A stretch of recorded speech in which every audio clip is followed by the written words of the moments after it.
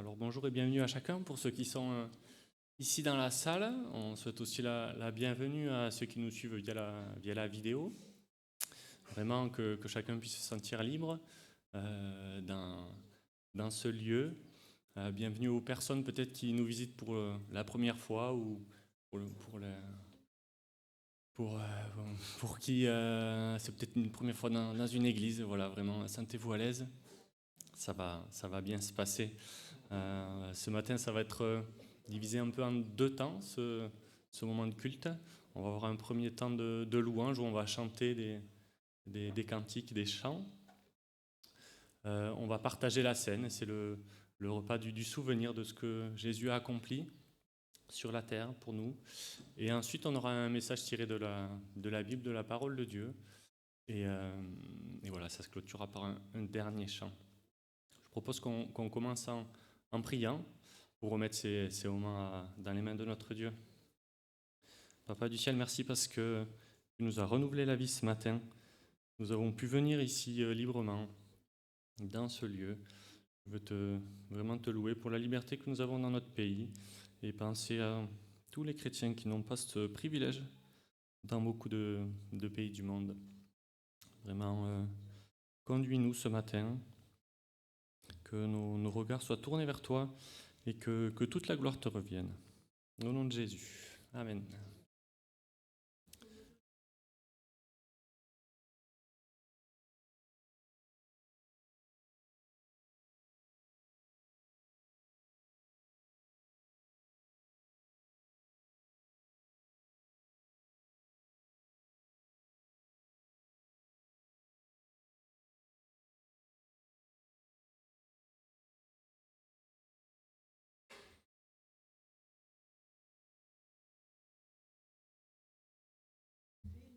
Amen.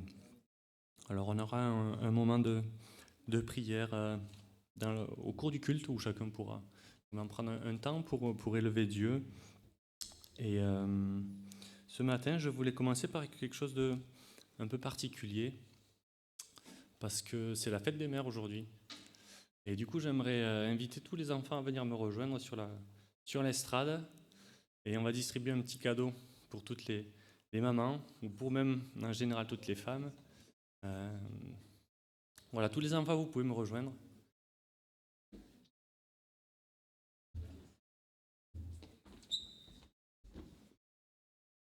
Alors vous allez prendre une fleur et vous allez l'amener à votre maman ou à une autre maman, pas forcément la vôtre.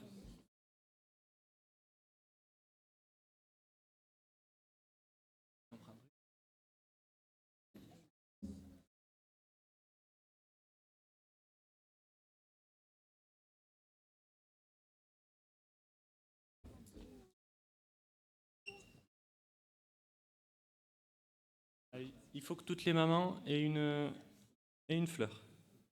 Toutes les femmes de la salle, même plutôt, on va dire. Tiens, Valentine, va distribuer. Je vois qu'Odile, elle en a pas. Allez, Noah. Et Marie? Ah si, Marie, elle en a une. Et Cafoui, va donner à Cafoui.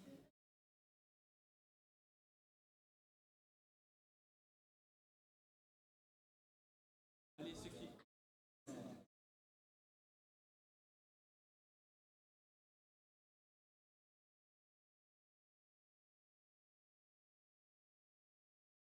Il y en a encore tout plein, là, de fleurs.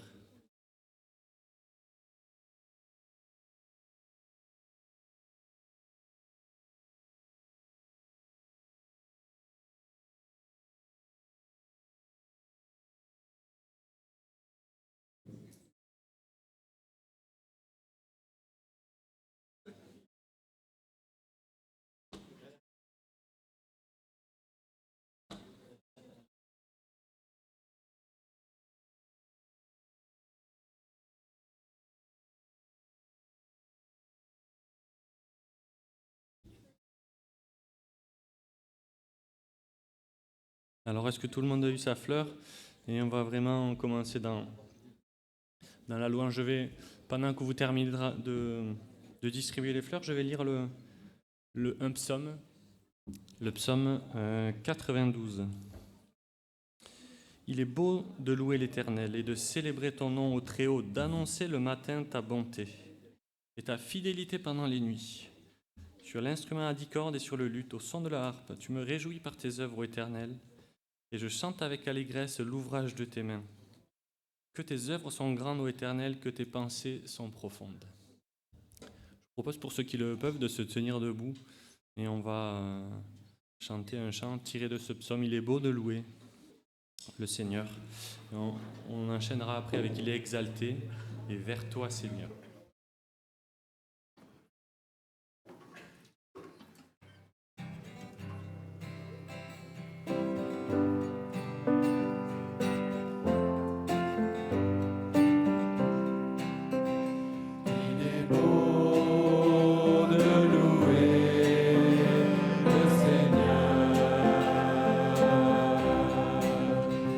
Il est beau de chanter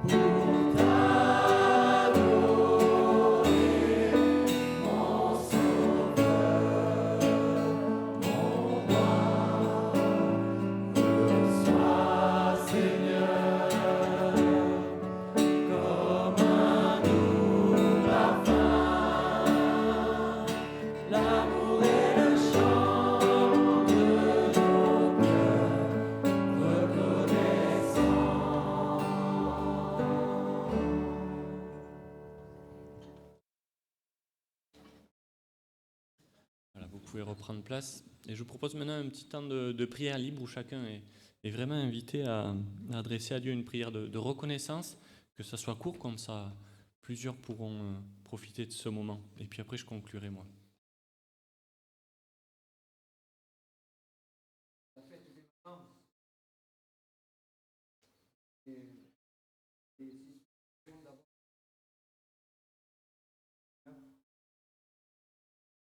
Jésus, parce que tu as été jusqu'au bout.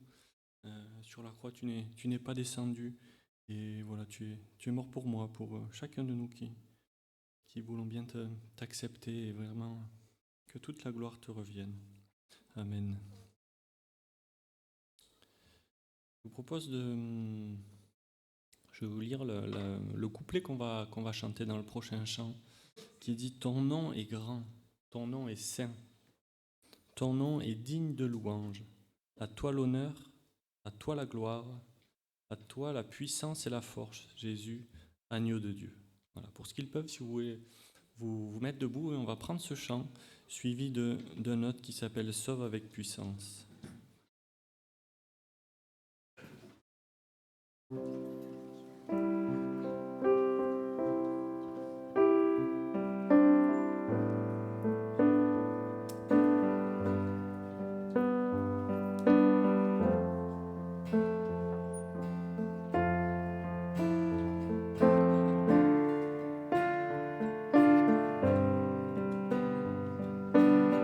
Je viens dans ta présence.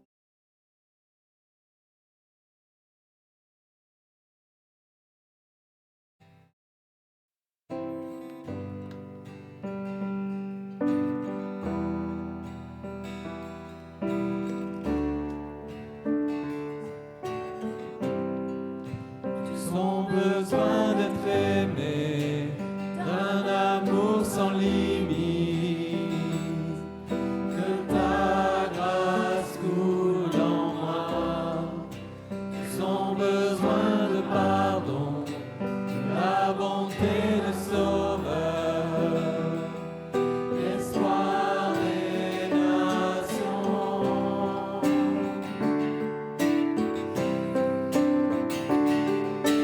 Sauveur, il déplace les montagnes, mon Dieu sauve avec puissance, il sauve avec puissance, pour toujours, créateur du salut. Jésus a vaincu la mort, il a vaincu la mort.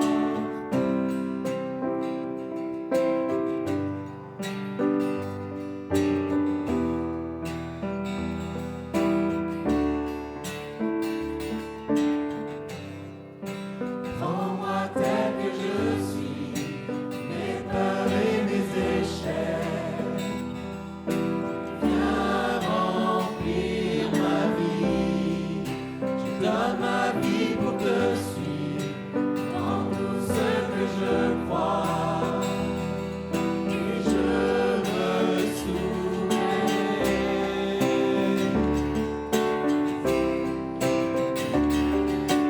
Sauveur, il déplace les montagnes, mon Dieu sauve avec puissance, il sauve avec puissance, pour toujours, créateur du salut.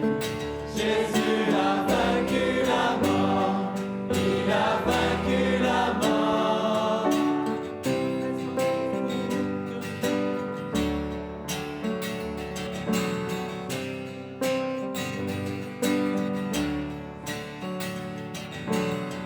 Resplendis pour que le monde voie. Chantons pour la gloire du roi ressuscité.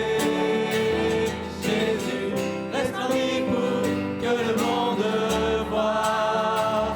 Nous chantons pour la gloire du roi ressuscité. Sauveur, il déplace les montagnes. Mon Dieu sauve avec puissance, il sauve avec puissance, pour toujours, créateur du salut. Jésus a vaincu la mort, il a vaincu la mort. Sauveur, il déplace les montagnes, mon Dieu sauve avec puissance, il sauve avec puissance, pour toujours, créateur du salut.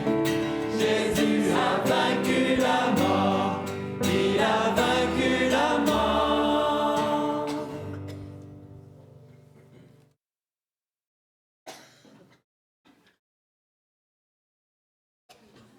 C'est un chant hyper entraînant et quand même on a chanté Jésus a vaincu la mort. Mais voilà, cette mort, on va prendre un temps justement pour s'en souvenir. Cette mort, elle nous offre la vie à nous. Mais à Jésus, ça lui a vraiment coûté un prix qu'on ne peut pas mesurer. Et voilà, il nous a invités à se souvenir de ce sacrifice pour pas qu'on l'oublie année après année. Et donc, on va prendre un temps pour se souvenir vraiment de ses souffrances et aussi de sa résurrection. Et donc, on va pouvoir, à travers le chant suivant, quand j'ai vu tes mains, se souvenir un peu de tout ce contexte de la croix, de ce que ça a coûté à Jésus. Et après, on partagera le pain et le vin. Je propose qu'on prenne ce chant en restant assis et après, on partagera la scène. Quand j'ai vu tes mains.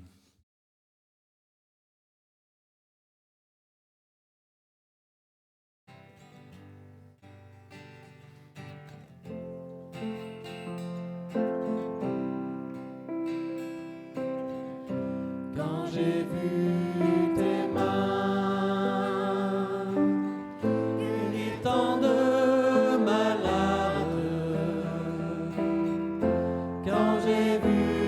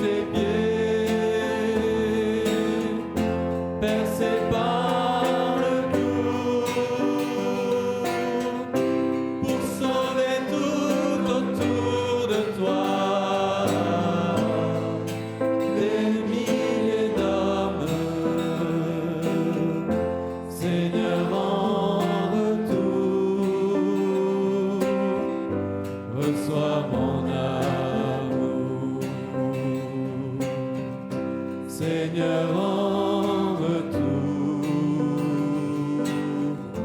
reçois mon amour. Quand j'ai vu tes yeux pleins de pleurs, de larmes, quand j'ai vu tes yeux au regard d'amour, pardonner tout autour de toi, des milliers d'hommes, Seigneur en retour, reçois mon amour. Seigneur en retour, reçois mon amour. Et quand j'ai vu ton corps, tout meurtri de coups, quand j'ai vu ton corps, vivant malgré tout, ressuscité pour toujours, des milliers d'hommes, Seigneur en retour, reçois mon amour. Seigneur en retour, reçois mon amour.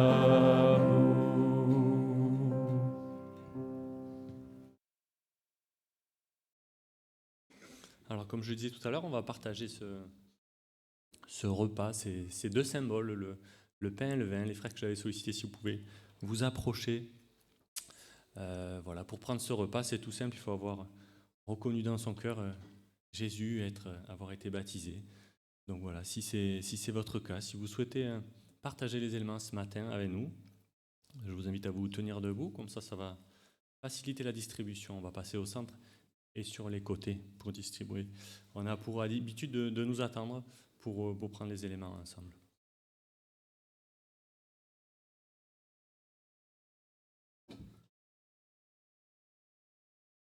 Prions. Seigneur, en faisant ces simples gestes, nous voulons nous souvenir une fois de plus que ce pain symbolise ton corps, ce corps dans lequel tu es descendu du ciel sur cette terre. Toi, le grand Dieu, le Dieu de toute éternité, tu t'es incarné, tu as pris une forme d'homme et tu es venu comme un homme. Et dans ce corps, Seigneur, tu as cheminé, tu as vécu les émotions, les peurs, tout ce que nous pouvons connaître. Et tu t'es dirigé vers le but pour lequel tu étais venu, Seigneur, cette croix sur laquelle le corps du Fils de Dieu a été crucifié. Nous voulons nous souvenir en prenant ce pain que sur ce corps, tu as porté nos péchés. Ce corps a été brisé sur la croix pour chacun d'entre nous. Tes souffrances physiques, tes souffrances morales, cette coupe de la colère de Dieu, tu l'as prise pour chacun de nos péchés, pour que nous puissions maintenant nous tenir sans crainte, dans la présence de Dieu, étant justifiés par toi, Seigneur. Alors nous prenons ce pain avec reconnaissance et nous le faisons en nous inclinant devant toi et en t'adorant dans nos cœurs. Amen.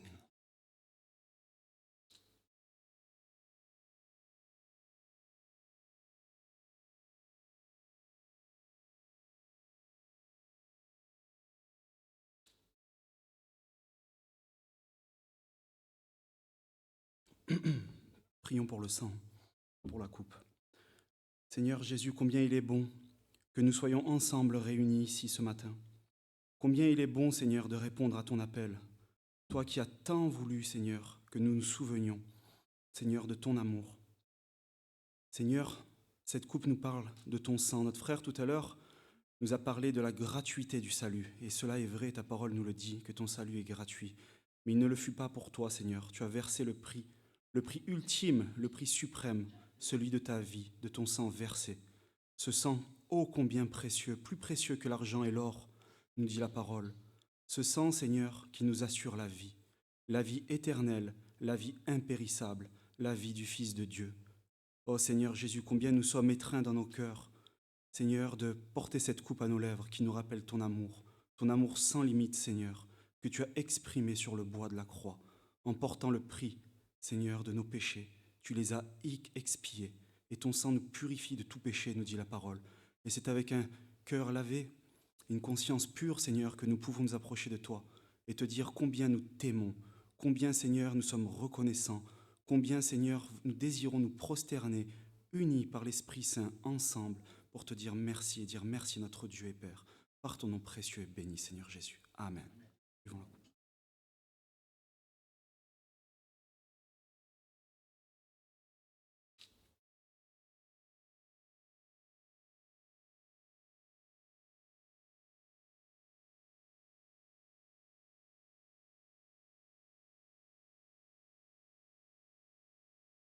On va passer pour ramasser les coupes.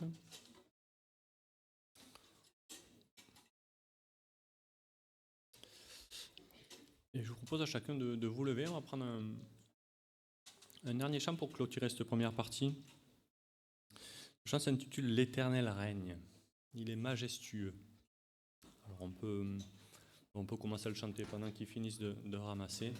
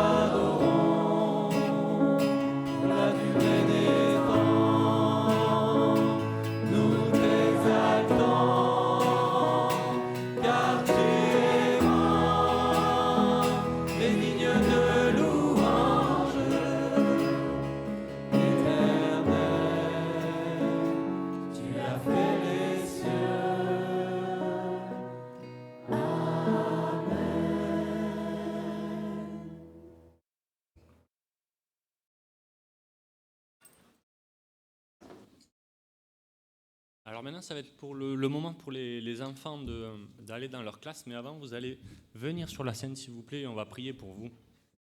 Et puis en plus, il reste 3 roses, donc comme ça, on va trouver à qui les distribuer.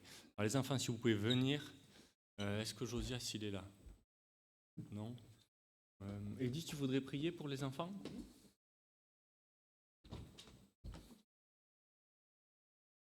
Seigneur, on voudrait te remettre tout ce petit monde et aussi te demander de bénir et accompagner les personnes qui vont enseigner nos enfants. Et on veut te demander que tu bénisses ces moments, que tu parles au cœur et que tu bénisses aussi ces moments qui vont suivre ici en bas dans la salle. Amen. Amen. Il reste 3 roses, si vous pouvez les amener pour vos monitrices.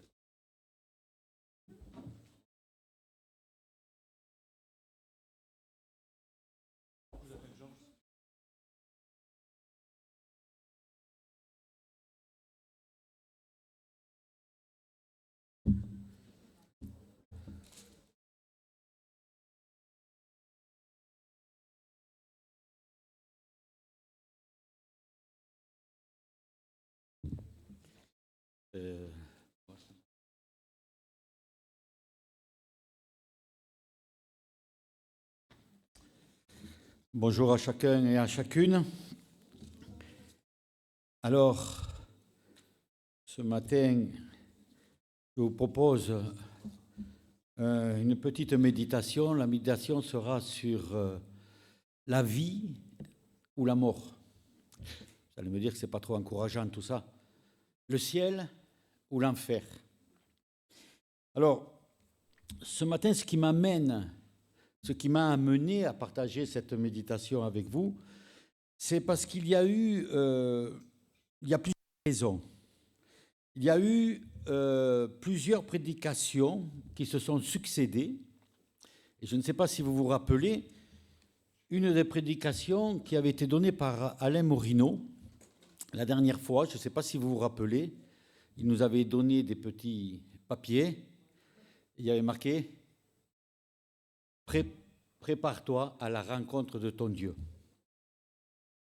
Prépare-toi à la rencontre de ton Dieu. Ensuite, il y a eu aussi un message donné dimanche, il y a 2 dimanches, de la part de Josias, enfin de la part du Seigneur. C'était un message d'espérance où il avait dit que c'était un privilège d'être chrétien. Et je confirme, c'est un privilège d'être chrétien. Et il y a eu d'autres raisons qui m'ont amené à parler de la vie, de la mort, du ciel, de l'enfer. C'est qu'il y a eu le décès de notre frère Pierre Micoulot. Vous vous rappelez, c'est pas il y a 2 semaines de ça. Le lendemain, je ne sais pas si vous vous rappelez aussi, il y a eu un mail qui a été envoyé de la part de l'Église où nous avait été dit qu'un couple chrétien a eu un accident grave avec un bébé de quelques jours. Flavie, elle s'appelle comme ça, a eu plusieurs opérations, elle est rentrée dans le coma. Aujourd'hui, elle en est sortie, grâce à Dieu. Ce qui m'a amené à parler de la vie, de la mort, c'est toutes ces raisons. Le même soir qu'on avait reçu ce mail, j'ai lu sur la mort, j'ai lu sur la vie, j'ai lu sur le ciel, j'ai lu sur l'enfer.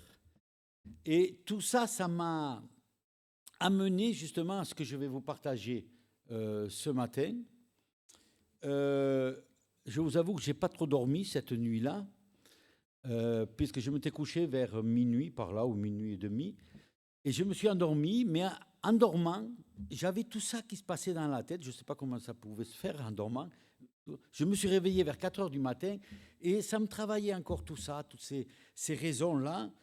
Et je me suis dit, bon, il faut que je l'écrive.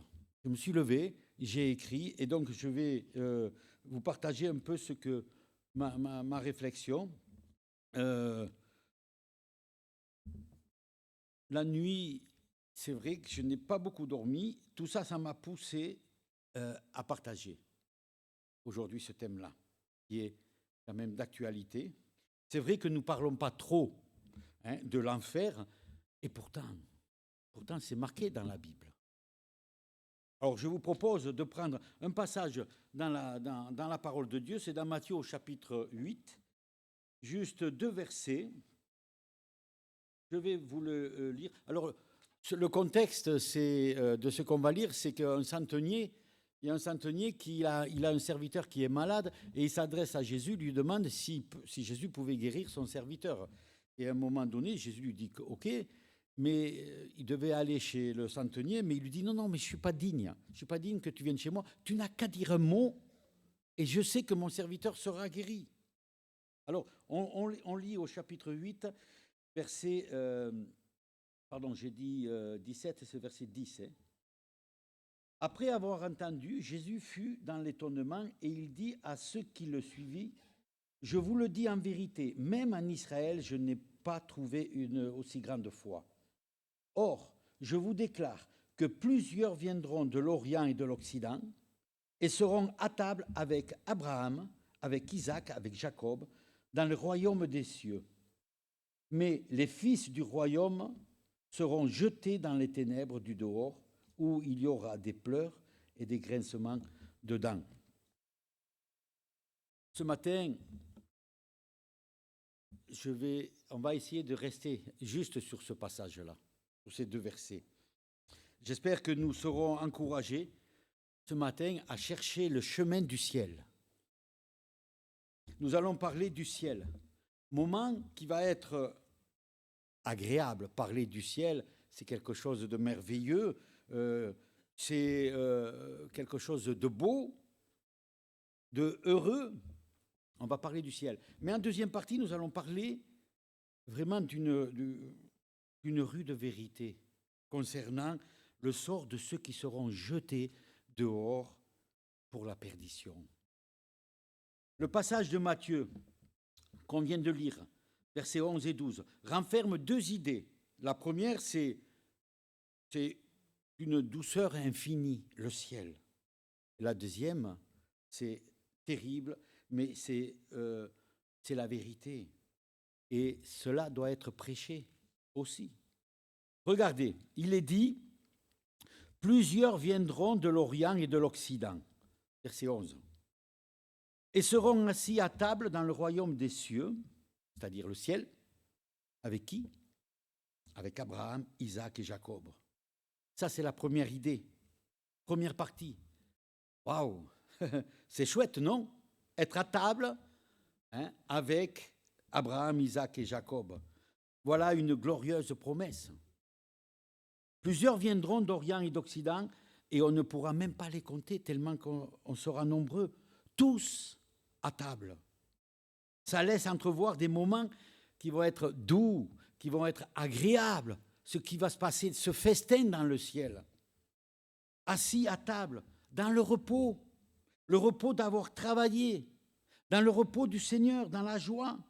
Et cela me fait penser, bien sûr, à la parabole des talents, vous la connaissez, où Jésus dit à son serviteur, « Tu as été fidèle, un fidèle serviteur, rentre dans la joie de ton maître, rentre dans le repos de Jésus. » Eh oui, dans le ciel, fini le travail, fini les maladies, fini les souffrances, les pleurs. La cité sera belle, elle sera radieuse. Il nous est dit que ces murs sont de jaspe, les murs d'or pur. Christ sera la lumière. Et dimanche dernier, notre frère Guillaume nous a donné un verset que j'ai retenu aussi. C'est dans l'Apocalypse au chapitre 7, versets 16 à 17. Et on a lu, il nous est dit, ils n'auront plus faim, ils n'auront plus soif. Le soleil ne les frappera point, ni aucune chaleur, car l'agneau qui est au milieu du trône les paîtra et les conduira aux sources des eaux de la vie. Et Dieu essuiera toute larme de leurs yeux. Oui, dans le ciel, ça sera extraordinaire. On peut même pas, je ne peux même pas imaginer. Mais ce qui sera de plus merveilleux, c'est parce que Christ sera là. Ce n'est pas les murs d'or, c'est que Christ sera la lumière. Ah, cherchons le chemin du ciel. Oui, dans le ciel, ça sera quelque chose de merveilleux. Oui, fils et filles de Dieu, prenez courage. Au ciel, plus de tracas, plus de travaux pénibles, plus de fardeaux, ni d'agitation. Tous dans la joie, riches, paisibles, dans la paix du Seigneur. Les mots fatigue, les mots labeur, les mots épuisement n'existeront pas dans le ciel. Et regardez encore plus merveilleux, regardez ce qui est écrit. Et ça répond aux personnes qui m'ont demandé, mais est-ce que dans le ciel, on se reconnaîtra? Qu'est-ce qu'il est dit? Ils seront assis avec qui? Avec Abraham, Isaac, Jacob. On sera assis à côté de Pierre Micoulot. Oui, on sera assis à côté du papa de Josias, qui nous ont quittés il n'y a pas longtemps. On sera assis à côté d'Esther, à côté d'Ésaïe, de Moïse, David. On sera assis aussi à côté de ceux qui nous ont quittés. Et je veux penser aussi à l'enfant de Jean-Philippe et d'Alexandra, l'enfant qu'ils ont perdu. On sera assis au festin, à la table où il y aura tous les patriarches, tous ceux qui nous ont quittés, qui ont aimé Dieu. C'est pas beau ça? C'est pas l'espérance? C'est pas un privilège d'être chrétien? Oui, ça sera formidable. Bien sûr qu'on se verra différemment, on aura un corps aussi incorruptible. Ouais, c'est vraiment un privilège d'être chrétien. Alors, frères et sœurs, continuons à marcher sur le chemin du ciel. Oh, viens, ne tarde pas. Tous ces patriarches avec tous les habitants du ciel. J'ai lu une petite histoire. C'est une dame âgée qui est prête d'aller aussi près de son Seigneur. Et elle demande à son mari, avant de partir, elle lui dit, mais dis donc, chérie, tu vas me reconnaître dans le ciel? Et le mari lui répond, mais ne t'ai-je pas toujours reconnu ici-bas? Alors tu crois que dans le ciel, je serai moins clairvoyant? Non, je te reconnaîtrai. Ah, ça sera formidable. Oui, quand Jésus va nous accueillir, nous retrouverons aussi tous nos proches, tous nos bien-aimés, si bien sûr, si nous marchons dans les traces de Jésus. Il s'établira des relations étroites. On aura toute l'éternité pour connaître Dieu, pour le louer, pour l'adorer. Ça sera quelque chose de formidable. Hein? On pourra parler avec la veuve. La veuve, vous vous rappelez qu'il nous est dit dans la Bible, celle qui a mis dessous. Tu connaîtras mieux Ésaïe, Élie. Tu parleras avec la femme samaritaine. Tu parleras avec celle ou celle que tu as pardonnée ici-bas. À celui que tu as donné un traité qui te semblait, oh, je donne un traité, mais bon, ben, tu seras assis aussi avec lui. Ah, il y aura aussi même celui que parfois tu n'as pas trop encaissé, celui qui t'a énervé un peu. Hein? Il sera assis. Pourquoi? Parce que le Seigneur l'aura visité. Nous serons tous égaux, noirs, blancs, jaunes, pauvres, riches. Vous savez, l'orgueil ne rentrera pas dans le ciel. Il y aura une seule table.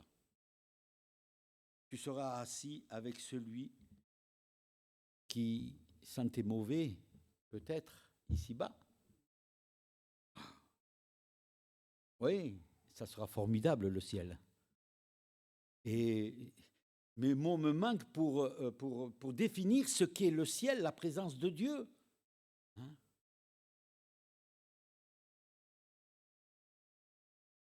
Je voudrais terminer cette première partie du ciel par ces mots d'encouragement. Hein? Il nous est dit au verset 11, toujours dans Matthieu chapitre 8, il est dit « Plusieurs viendront ». C'est un encouragement. C'est un encouragement pour nous, pour moi. Cela veut dire qu'il y aura encore une personne qui viendra. Nos bien-aimés qui ne sont pas encore là, qui n'ont pas encore accepté le Seigneur. Ils viendront parce que Dieu va les visiter. Et c'est pour ça que c'est un encouragement à prier pour nos bien-aimés qui n'ont pas encore le Seigneur.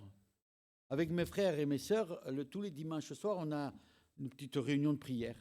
Et on prie pour ceux qui n'ont pas encore accepté le Seigneur dans leur cœur. Nous devons prier. C'est important. C'est une grâce que Dieu veut nous faire. Nous, on croit que, bon, on connaît telle ou telle personne, on se dit, bon, bah, de toute façon, lui, c'est perdu. Je lui ai parlé du Seigneur, il ne veut rien entendre. Il est dur. Oh, il est même agressif quand je lui parle du Seigneur. Mais pour Dieu, il y a toujours cette espérance-là. Donc, prions. Prions vraiment pour eux. Ça, c'est la première partie. C'est merveilleux.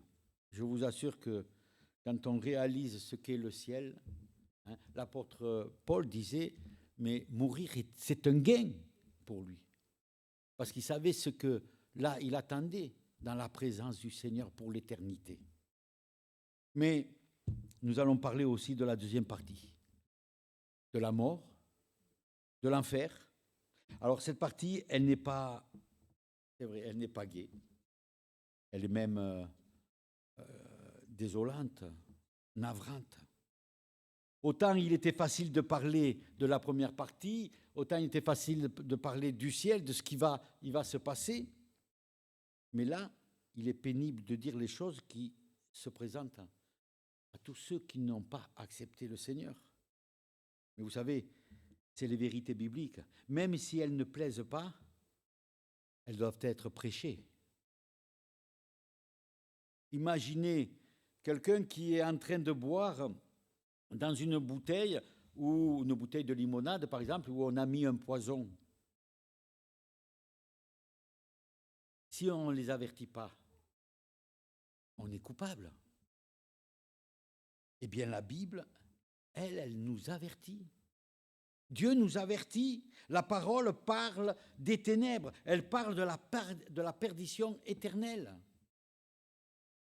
Alors, c'est vrai, doit-on éviter d'en parler? De l'enfer, de la mort?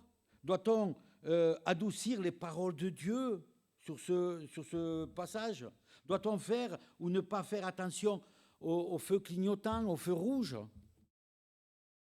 Ou alors, doit-on aussi ne pas faire attention au chant du coq qui veut nous avertir? Soyons attentifs aux avertissements bibliques. J'aime ce passage et je l'ai déjà dit. Je crois que comme je l'ai dans la tête, je vais le dire souvent. La Bible nous dit, mais vous croyez que la parole de Dieu, elle parle en vain? Elle ne parle pas en vain, la parole de Dieu. La parole de Dieu, elle est la vérité. Nous ferions bien d'y prendre attention à ce qui est dit. Je reviens encore sur Matthieu au chapitre 12. Il est dit qu'il y aura des pleurs et des grincements de dents. Attention, la Bible dit que ce n'est pas tous qui me diront Seigneur, Seigneur qui rentreront dans le royaume des cieux. C'est ce que Jésus dit. Ce n'est pas tous non plus qui ont une apparence de piété qui rentreront dans le royaume des cieux. Et ce n'est pas tous non plus qui possèdent même une Bible, alors chez eux, qui rentreront dans le royaume des cieux. Non. C'est pas ceux non plus qui se disent chrétiens. Peut-être, et là je m'adresse, alors je ne sais pas s'il y a, oui, il y a pas mal de jeunes quand même. Je m'adresse aux jeunes, je m'adresse aux jeunes adultes aussi. Mais bon, enfin, je m'adresse à tout le monde. C'est bon pour tout le monde. Mais particulièrement aux jeunes. Vous êtes des enfants de chrétiens. Votre mère, bon, c'était la fête des mères, hein, votre mère et votre père vous ont inculqué dès votre jeune âge aux choses de Dieu, à la parole de Dieu. Vous avez des mères et des pères qui prient pour vous, qui pleurent pour vous, et peut-être qui pleurent à cause de vous. Oui, je m'adresse à vous qui êtes jeunes.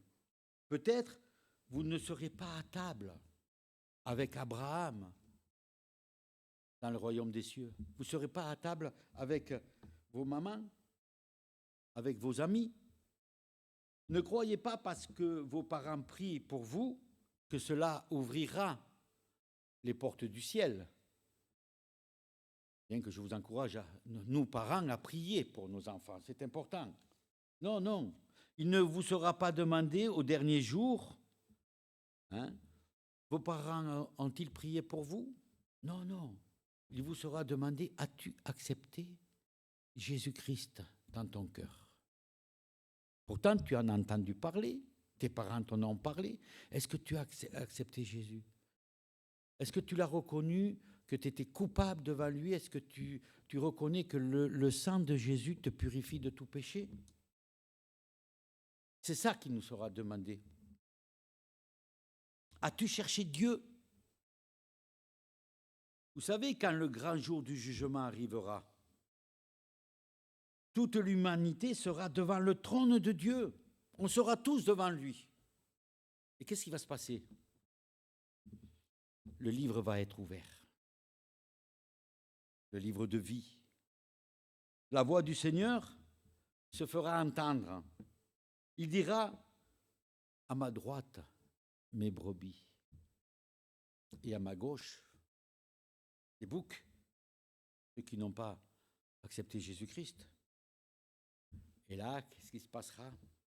Un ange s'avancera, il prendra ceux qui sont à gauche. Une question qu'on peut se poser, de quel côté je serai? De quel côté tu seras?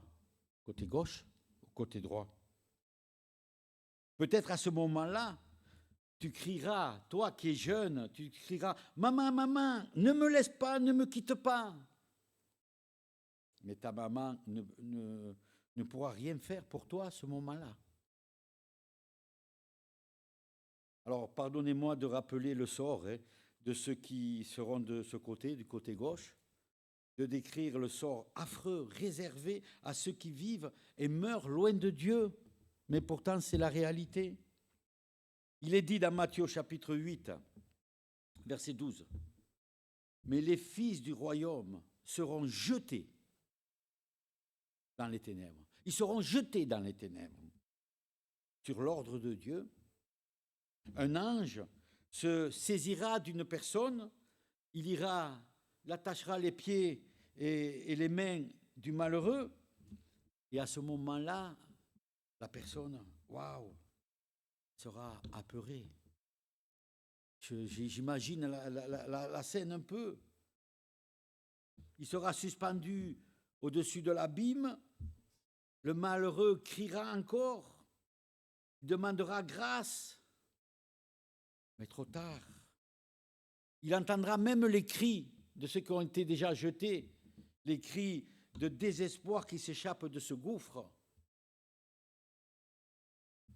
Aïe, aïe, aïe.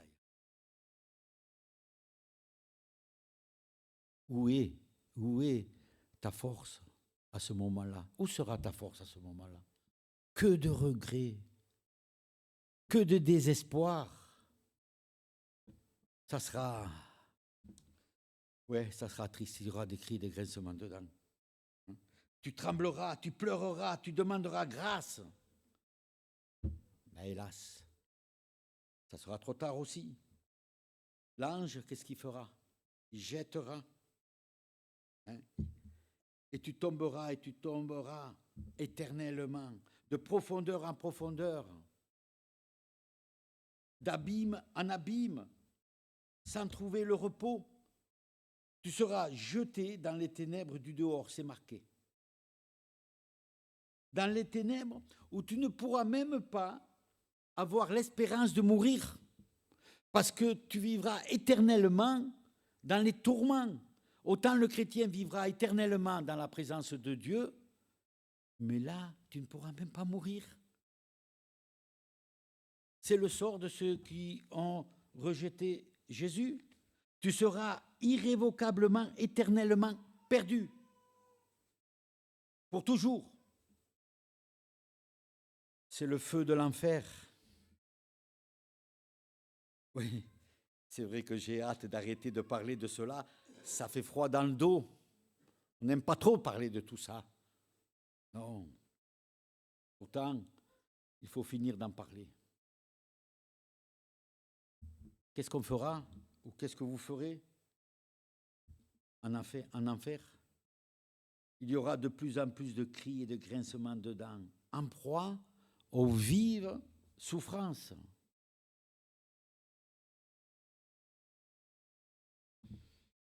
Ouais, c'est ce qui attend ceux qui n'ont pas accepté Jésus-Christ dans leur cœur.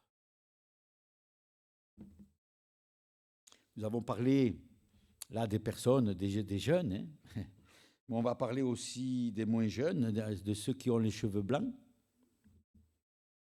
Peut-être que vous êtes au seuil du ciel, tant mieux.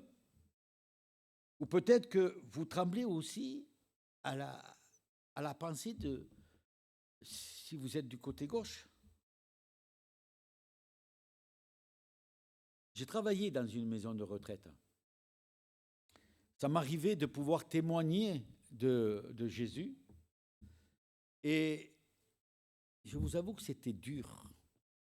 Parce que les personnes âgées me disaient, mais tu crois, Georges, que tu vas me faire changer d'idée? Tu crois que tu vas me faire changer, à mon âge, me faire changer de religion?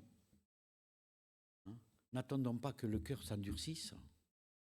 Et moi, je leur disais, waouh, c'est vrai, c'est votre choix. Simplement, soyez réconciliés avec Dieu. Soyez réconciliés avec Dieu. Aujourd'hui, j'ai envie de vous dire, vous qui êtes là, même ceux qui écoutent sur Internet, soyez réconciliés avec Dieu, parce que ce que dit la Bible, ça arrivera. Des fois, je me dis, je suis un prophète, parce que je dis que, et je sais que ça va arriver, nous mourrons tous, enfin, sauf si le Seigneur vient avant. Hein? Ouais, nous mourrons tous. Réfléchissons. Quand j'étais jeune, je me disais, mais de toute façon, voilà, est-ce que c'est vrai les choses de Dieu ou est-ce que c'est faux? Si c'est faux, bon, ben, même si je crois, bon, ben, je perds quoi? Je perds pas grand-chose. Hein? Mais si c'est vrai, j'ai tout à gagner d'avoir la foi, d'être sauvé par la grâce de Dieu et d'avoir la foi. On a tout à gagner. C'est un grand privilège d'être chrétien. Alors, qu'est-ce que nous allons faire? Quel choix nous allons faire? Est-ce que nous allons dire comme les personnes, quand je travaille à la retraite, me disent « Oh, ben, à mon âge, on ne change plus. » Ouais, tant qu'il y a de la vie, on peut changer. On ne change pas de religion, mais on a une relation avec Dieu. Alors, qu'est-ce que vous allez faire maintenant? Quand vous et moi, nous comparaîtrons devant le trône de Dieu, hein? Qu'est-ce qui va se passer? Vous, hommes à l'âge mûr, personne n'est à l'abri de la mort. Frappé d'un moment à l'autre. Rappelez l'accident de ce couple-là. Il est venu instantanément. Hier, nous avons encore appris aussi ce qui s'est passé à Eskandar. D'un coup, c'est venu. Vous savez, aujourd'hui, on est là. Demain, on ne sait pas. Ça peut être moi, ça peut être vous, où le Seigneur décide, parce que nos jours sont comptés, et il sait les jours que nous sommes comptés. Ce qu'il faut que nous soyons prêts, nous. Parce que voilà le résultat qu'il y aura dans le ciel. On comparaîtra tous devant le Seigneur, devant le trône de Dieu. Ou on sera du côté gauche, ou on sera du côté droit. La mort frappe à un instant. Hein? Alors nous ferons bien de faire attention. Mais dans tout cela, il y a quand même de l'espoir. Parce que c'est vrai que ça laisse un froid quand même. Hein?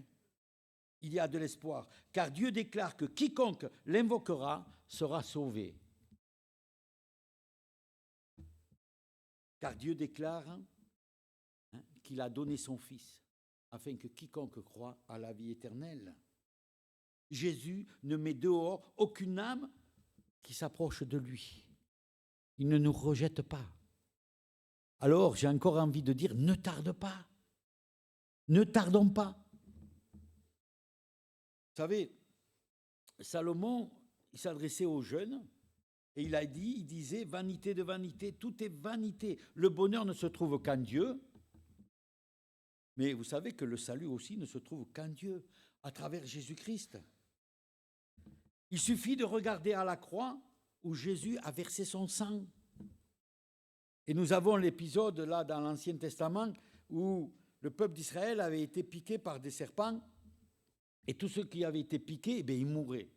Et Dieu dit à Moïse, fais-toi un serpent d'airain, tu l'élèves et tous ceux qui regarderont au serpent d'airain qui ont été piqués seront guéris.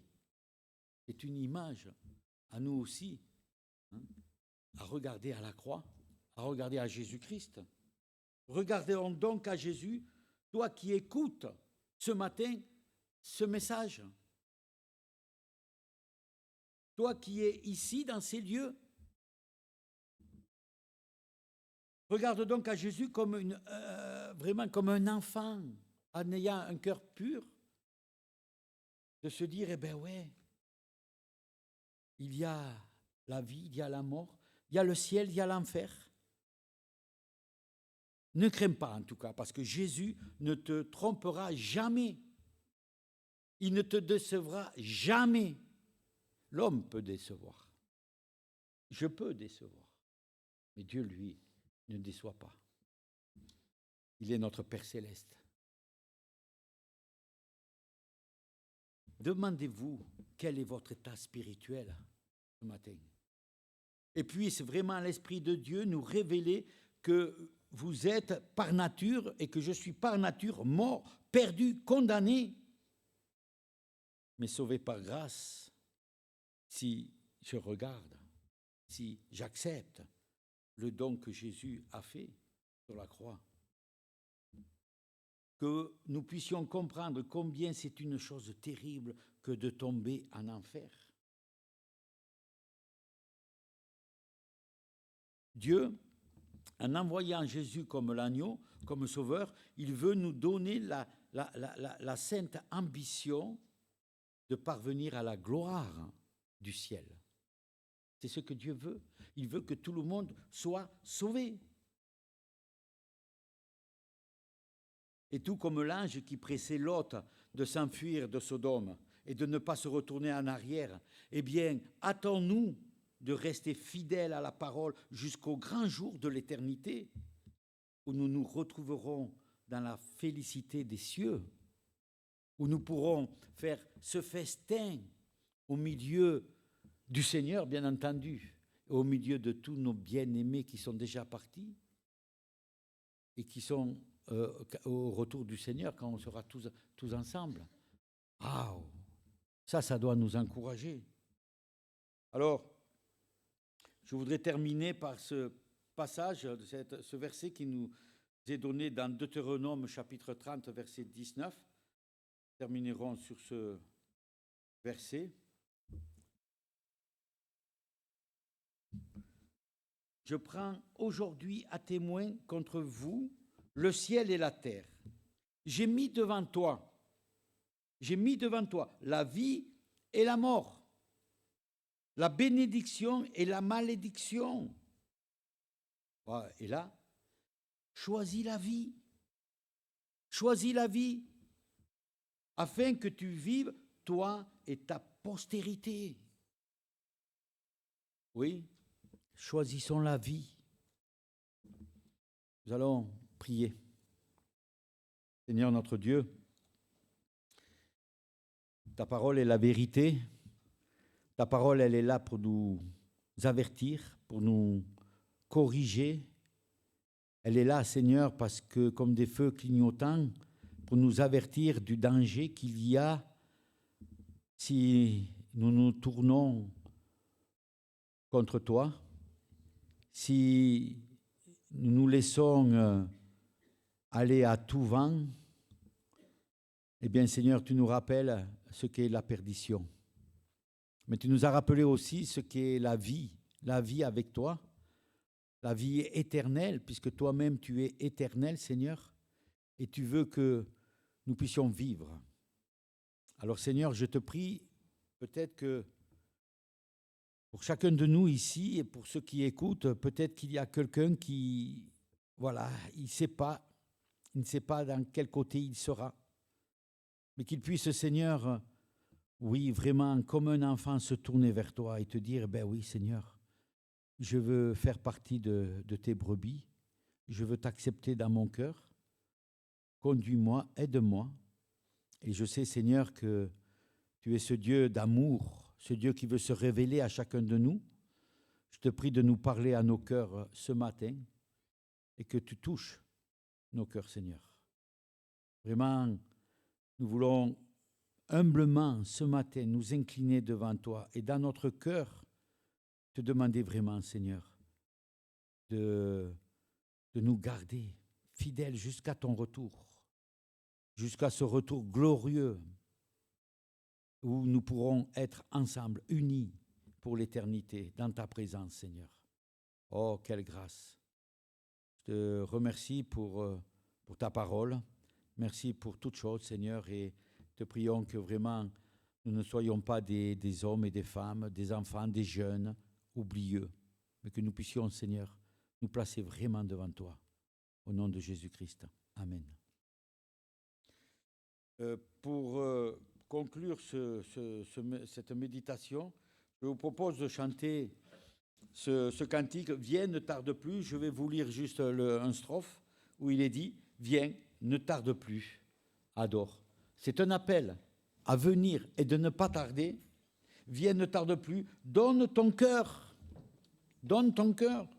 Viens tel que tu es, adore. Viens tel que tu es devant ton Dieu. Que Dieu nous fortifie.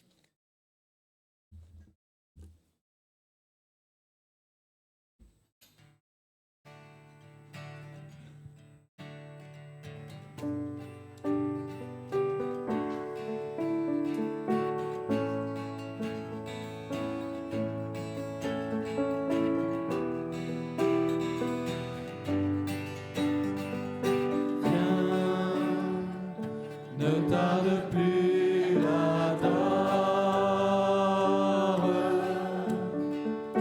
Viens, ne tarde plus, donne ton cœur. Viens, tel que tu es, adore.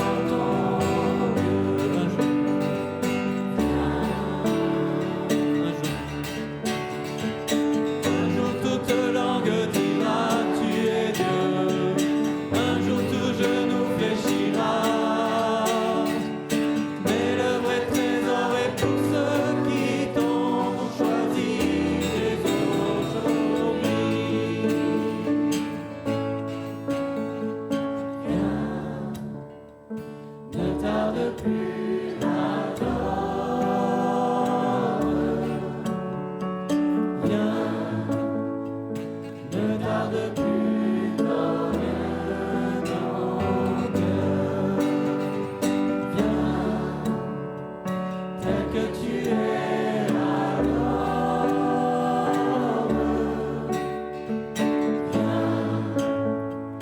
tel que tu es.